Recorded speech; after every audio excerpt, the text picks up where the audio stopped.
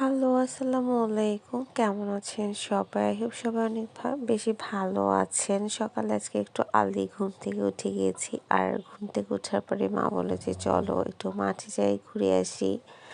আজকে প্রায় দীর্ঘ ১০ বছর পরে, প্রায় কেন হবে, দীর্ঘ ১০ বছরই হবে যে আমি মাঠে যাইনি কোনোদিন। মানে সেই যে স্কুল থেকে বেরিয়েছি, বেরোনোর পর থেকে আসলে যাওয়াই হয়নি। কলেজে পড়েছি সেটাতেও যাওয়া হয়নি।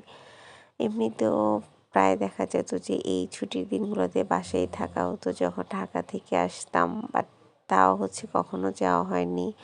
তো এসেই তো দেখি যে অনুষ্ঠান একদম শেষের দিকে আসলে লতিফ বলতে যেটা বোঝায়, বুঝছেন? মানে যেখানেই যাই, বিয়ের দাওয়াত হোক, কোনো অনুষ্ঠান হোক, সব জায়গাতেই লেট করে আসি। তো এসে তো দেখি শেষ হয়ে গিয়েছে। এখন গিফট দেওয়ার পালা ছিল। আর অ্যানাউন্সমেন্ট করছিল যে কোন স্কুল ফার্স্ট, সেকেন্ড, থার্ড হয়েছে। তারপরে মাকে বললাম যে, "চলো, এখানে বসে থেকে আর কোনো লাভ নেই। আমরা একটু খাওয়া-দাওয়া করি।" আর আমাদের স্কুলে যে মামাটা ফুচকা নিয়ে বসতো, এই মামার ফুচকাটা এত বেশি মজা। আসলে আমি ফুচকা খেতেই এসেছি। বাট আনফরচুনেটলি মামা আসেনি। সেই দোকানটা ছাড়া বাকি অনেক অনেক দোকান এসেছে ফুচকার, বাট ওই মামা আসেনি। তো আমি ভাবলাম যে না, ফুচকা খাবো না, অন্য কিছু খাওয়া যাক। এরপরে দেখলাম যে এই যে বেলুনগুলা নিয়ে মামারা দাঁড়িয়ে আছে, আর দেখতে এত বেশি সুন্দর লাগছিল। তা আমি একটু ভিডিও নিলাম, কারণ আমার এগুলো দেখতে খুব বেশি ভালো লাগে। আসলে যদি এগুলো বাচ্চাদের জিনিস, বাট আমার না অনেক বেশি ভালো লাগে, কেন আমি সেটা জানি না। এরপরে তো দেখি যে এখানে বিভিন্ন স্টল এসেছে, যেমন পপকর্ন, পানের একটা মিষ্টি পানের দোকান এসেছে। এই পানটা এত বেশি মজা।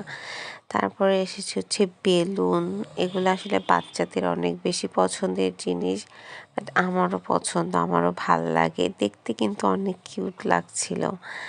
তো এরপরে দেখলাম যে মুরুলি এসেছে। এই মুরুলিগুলো মেলায় অনেক বেশি খেয়েছি। এটা আসলে ছিল বিজয় মেলা। বাইরের যে স্টলগুলো ছিল, এখানে অনেকগুলো স্টল এসেছে।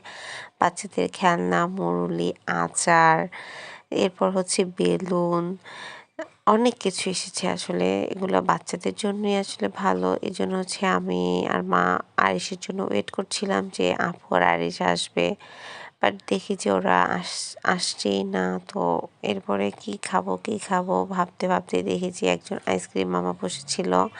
আর এই যে 10 টাকার যে নারিকেলের আইসক্রিমগুলো, এগুলো আসলে অনেক বছর থেকে খাওয়া হয় না। সেই যে যখন স্কুল থেকে বেরিয়েছি, তারপর থেকে মনে হয় না আর খেয়েছি। তো এরপর আইসক্রিমটা খেলে আমার তো বেশ ভাল লাগছিল। আসলে এত বছর পরে এসেছি দেখতে। তো আজকের মতো এ পর্যন্তই। আল্লাহ হাফেজ। আসসালামু আলাইকুম।